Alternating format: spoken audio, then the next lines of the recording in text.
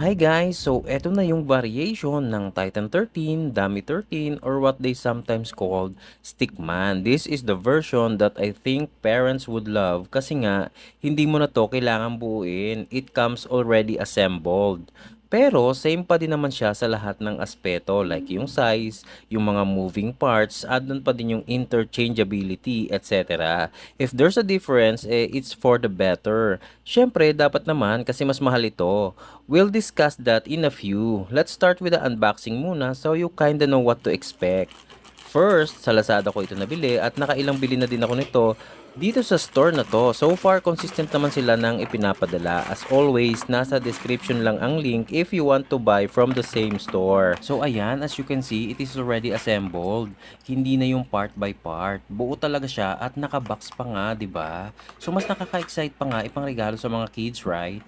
Straight to the feedback na tayo. Una, it's apparent na mas may quality ang build neto. Based dun sa mga stickman na dumating sa akin, hindi siya madaling makalas while being played unlike dun sa first version natin na nabili. Kumbaga may pagka-sturdy siya. Yung texture and pagka-finish ng plastic may konting difference din. Mas madami siyang weapons, may holster, lagayan ng sword sa likod at may stand pang kasama. Pero pag pinagtabi mo na yung unang nabili natin at itong version na to di mo makikita which is which. Makikita mo lang talaga ang difference sa likod ng stickman. Yan yung may butas para sa kabitan ng lagayan ng katana.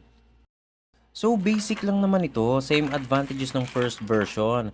You can say this is an upgrade, pero it seems limited ang color nito sa store. Like mga lima lang yata ang available na kulay, white, blue, red, orange at transparent. Unlike dun sa nauna nating binili na napakadaming color variations, meron pang naka two-tone. However, dito sa store na to madami pa silang totally ibang versions ng Dummy 13. Like meron pa nga mga angel at devil na form pa.